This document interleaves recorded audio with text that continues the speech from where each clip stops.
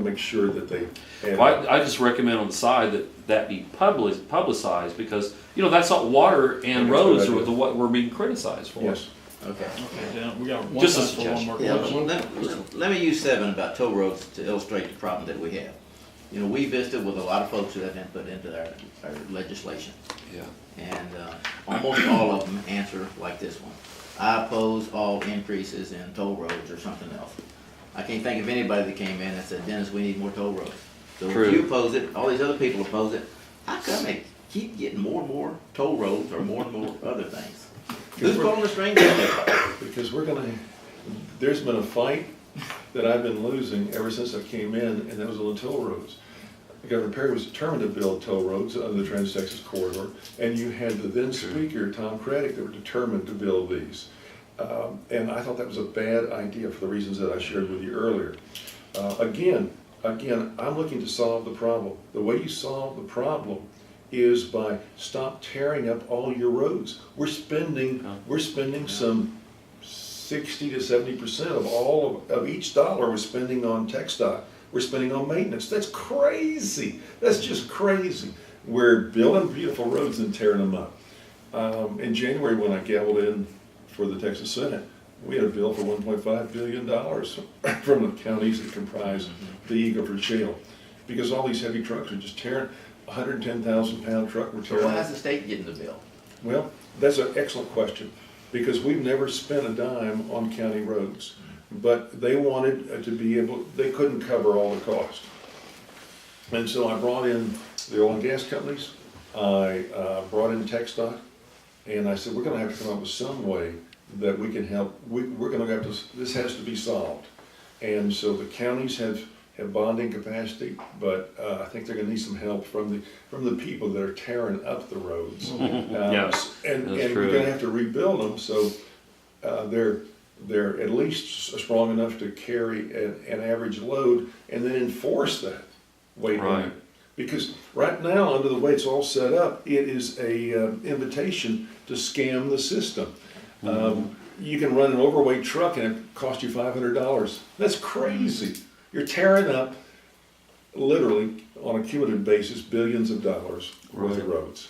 So I want to solve the problem. I think long-term you solve the problem by putting all of your 18-wheelers on either the inside lane, or outside lane, and you build it to a higher grade, either concrete or reinforcement That's bar. good.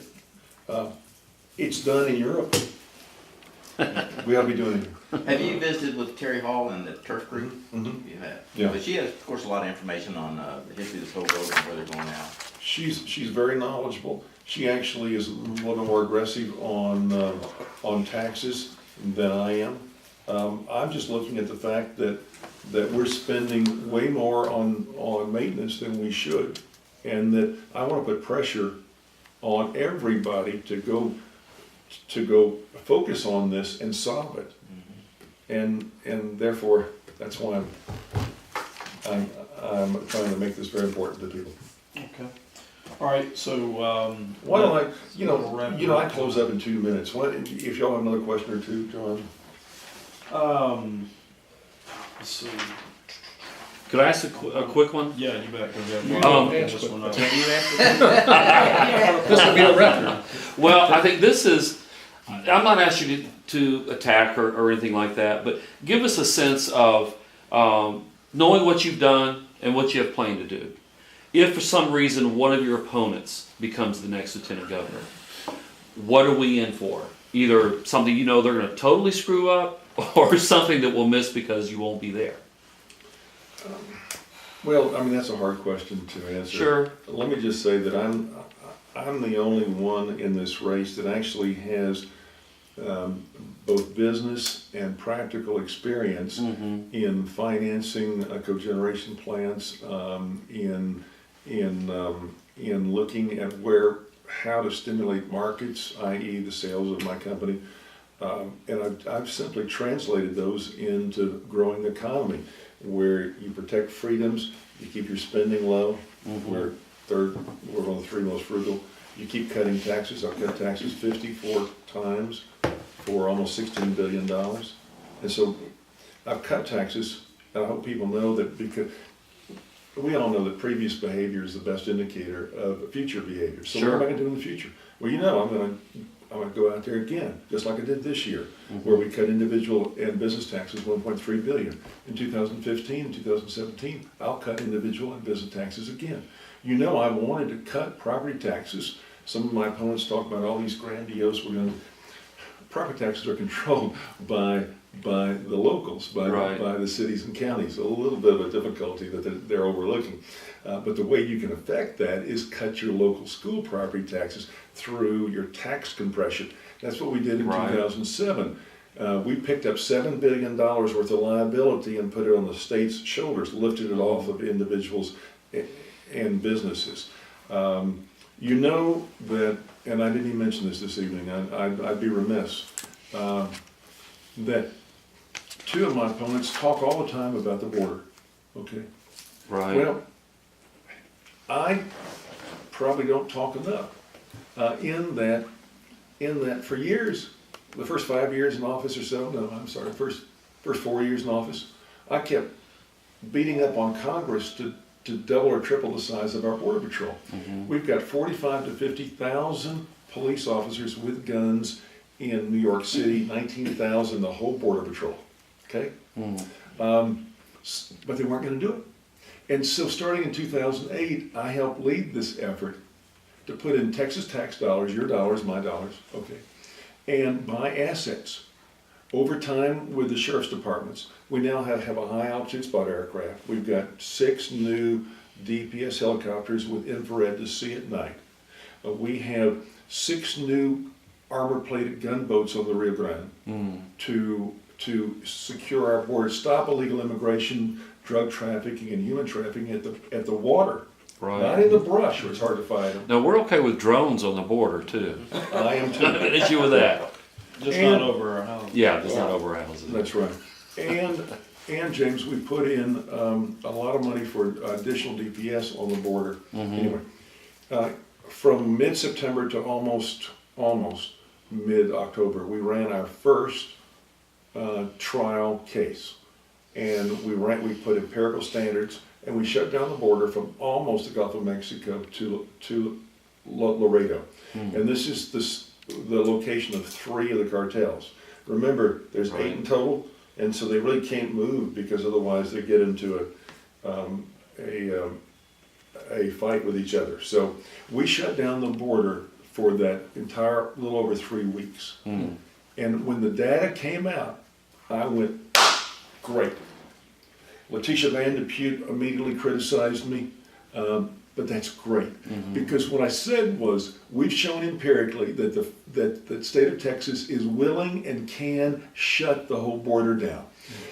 I charged the head of the DPS to give me a number. He gave me a number on what it would take to shut the whole border down from Brownsville, from the Gulf of Mexico, all the way to El Paso. And that number is approximately $60 million per year.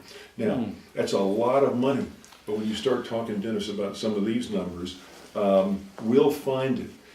This year, the Democrats wanted me to raise taxes to put more money into public education. I said no. There's enough already. But we found the money that was necessary in the budget. We scrubbed the budget. All right. So if we scrub the budget, we can find that out of this budget, and we can secure the border. And that's just one example of my being super proactive. In 2011, coming out of the recession, we had, I looked around and I said, I wonder what we could do if to incentivize folks to, if we covered the training cost, I wonder if we'd get more people to hire unemployed people. We got something like 31,000 You're people. into your 5 minutes. Okay, I'm sorry. All right. And you, go ahead. No, go ahead, you asked me, but I'm a businessman and a leader by vocation. And so I try and use my skills to make Texas better. Thank you. Now you, Now you close, huh? there you go. Okay. Sorry for the. Well, first of all, I've had a chance to meet and spend time with both Pat and Dennis in the past. I'm And not you still have a speaking- good opinion of us, Yeah, I right? do. Oh, thank I you. do, absolutely, absolutely, very high opinion. Yeah, duck. And I'd be honored by your serious consideration to endorse me. I am,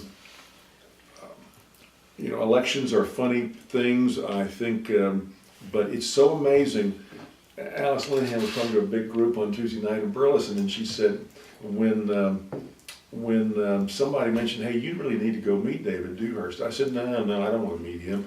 But when I met him, I realized he was just as conservative as I am, and I've grown to really, really like this guy. And it sort of reminds me of my mother, my wife, who said, if the floor is 0 and the ceiling is 100, David's TV is kind of down here, his speech is a little better, but he's very likable on a personal basis. Your wife grew to like you too, you're saying. Yes, she did. That's She good. did. That's great. And my point is that I've reached out all around the state, and I'm still reaching out. I'd love to have your support, because at the end of the day, I'm real clear. Since the first republic that was ever created in the world, the highest position was citizen, and I work for y'all.